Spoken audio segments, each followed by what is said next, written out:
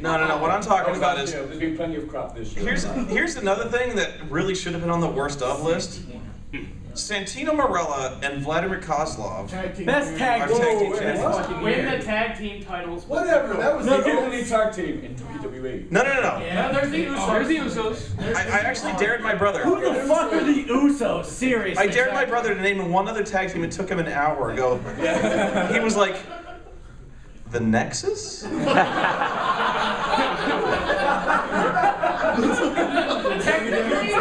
I'm like, a 7-person tag team. I'm like, I guess. But that's not who I was thinking of. He goes, oh, the Usos. I'm like, fuck you.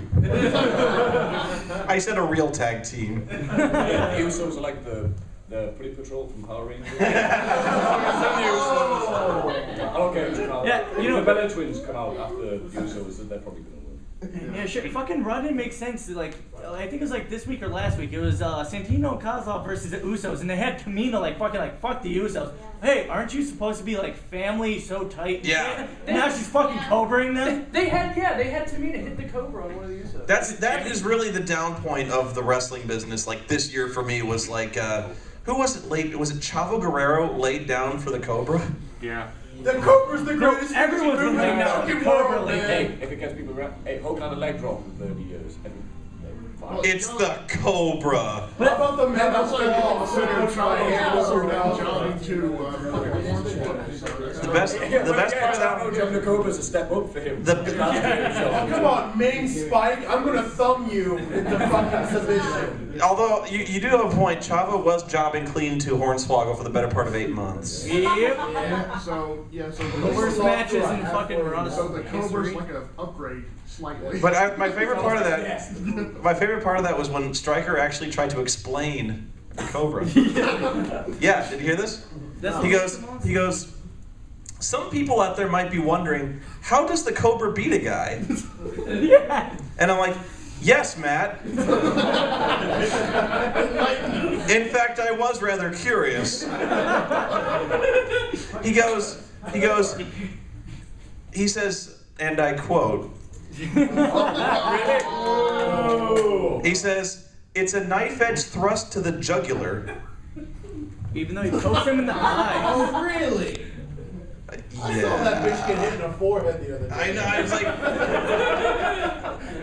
You're gonna break your finger. That's WWE's best thing this year, getting shitty finishes over. Cobra. Crowd goes, yay, the Cobra. Wade Barra's. Oh, sorry, on my shoulders. Just put it down. Sorry. People cheer like mad for that guy, though, because they wouldn't do it if they didn't get over. Like, the same thing with the Worm. You remember the Worm? What the fuck was that? He played that shit. He took like 3 minutes to hit that fucking move by the end. You know how he did it? He was like, it used to start off where he was like, the guy would just be like, I can do the Worm. He does the Worm. No. When it finally got over, he had this big production where the guy would lay down and he was like,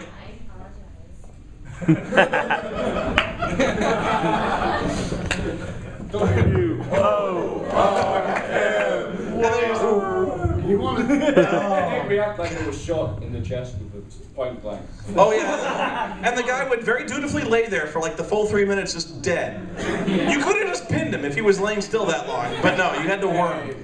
I had the same problem with people's elbows, you know? Yeah. Hey, fucking they'll say this now. Spin Rudy! Yeah, when 10,000 people are going, yes, the people's elbow. Is it really that bad? Yeah, but they were doing the same thing for the Worm, though. No, but at least the people's elbow looked like it hurt. They had a 300-pound Samoan dropping you in the fucking heart. Yeah, but the guy would just lay there. I know, but... You got the elbow pad. He took his elbow pad off, though. But you could catch it. It hurts way more. He took his elbow pad He off. also That collapsed means it's on on. Sorry. Dashing Cody Rhodes, or as I like to call it, generic pretty boy gimmick number 4. Cody Rhodes is fucking Grooming techniques with Cody Rhodes. Every fucking time he comes out, Matt Stryker obsesses over the fact he doesn't wear knee pads. Why is he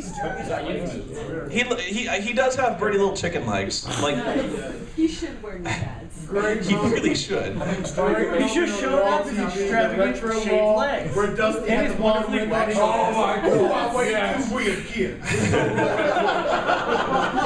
Yeah, Dusty. Don't breathe on me. Fucking Dusty Rhodes has got the greatest pants known to man. Yeah, he's like, don't breathe on me. And then Dusty was like, I'll raise the weird cells. Like, no shit. But that's what makes One it was great. a Teddy fighting Roddy Piper in a street fight, and the other was bringing people. No, the weirdest thing after that was, after the whole thing with Dusty, it was just like, dance party. Then Tatanka shows up. Damn. And then Tatanka shows up. Oh, it's Tatanka, yeah, it stands. But it always, every Dusty Rhodes dance party leads to another Ron Simmons damn, which is always worth it. Yes. That could be. That's the greatest line in professional wrestling history. You just watch you go down and you go, fuck. It just shoots you back. Can you guys see if my camera's still rolling? I can't tell. Yeah. Okay. Say a red light, it's good. Say hi.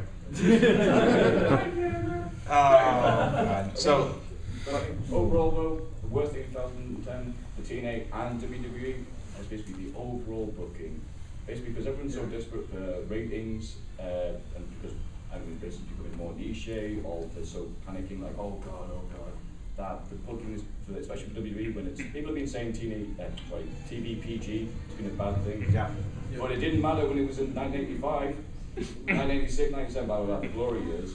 What it is bad storytelling, bad writing, people who can't cut promos talking. I'm Wade Barra. I'm going to speak English to you. I'm going to do this for 10 fucking minutes. Actually, yeah. And you're going to be entertained. Or sit on your hands. Go ahead, I'm sorry. So, that's the overall thing. Being PG, it's fine. I've got no issues with that because you can be. But apparently, I don't know if it's an American thing or British thing or just wrestling in general, PG means you're stupid. You need to have things very simplified out. Yeah. Nexus, they're bad people. Have we said how bad they are? 5 seconds to be bad. They're bad. Although WWE kind of confuses me when it comes to the storytelling, though. I mean, not just in the booking and spelling things out for you, but it's really hard to tell who the good guys are anymore. Especially Edge.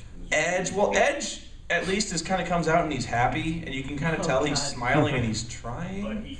Edge versus. Now he did kill a guy. But here's the guy I have a problem with, Randy Orton, who is like the Raw side good guy. I don't get this. They're trying to He Steve still Austin kicks here. people in the head. This is his thing. He kicks people. He kicks helpless opponents in the head and cripples them. He's crazy. It's a medical condition. And his gimmick is that his gimmick is that he's out of his fucking mind. And here's how he reacts. This is how he pretends to be a babyface. He's like, Maffew, I've determined that I've been far too nice this year. I've been all sunshine and roses. What the fuck? But this year, I'm not gonna be nice. I'm gonna take Wade Barrett and I'm gonna kick him in the skull. Schizophrenia. At least he could. Watch Spot, where they said, how does he bring Randy Orton saying, I'm going to kick someone in the skull. Crowd cheers. I'm going to kick babies into the audience. Why are you people cheering? That was the next part. And Wade Barrett's like, I understand. I'm Wade Barrett. You're just as evil as I am, Randy Orton. Why don't you join the Nexus? And Randy's like, you don't understand.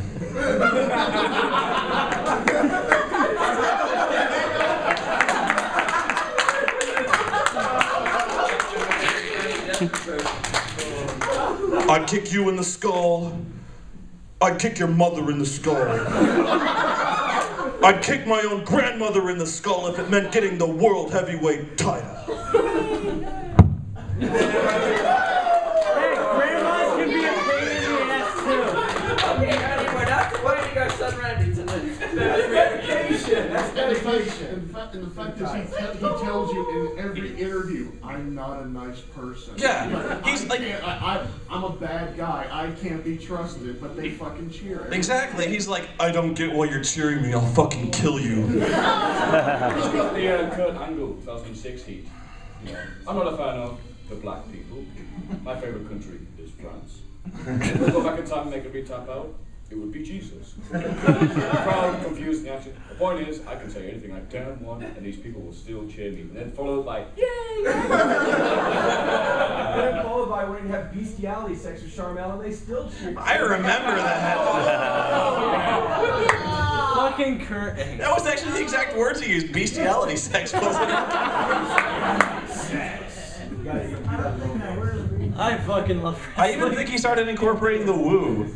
Didn't he? Around that point, he was like, "I'm gonna have hardcore bestiality sex with your wife." Woo! You remember when Kurt Angle had the woo off with Ric Flair? He was like, "Woo!" He's like, he didn't really have the woo down yet. He was just like, "Woo!" I was gonna say, it kind of reminds me of that one sorceress chick that was trying to take over the world in Final Fantasy VIII. She's like, "I will kill all of you," and then people are like cheering still. Oh yeah. Oh, Randy. CM Punk on top of the Titantron going, ha, only a dumbass would be up here without a harness.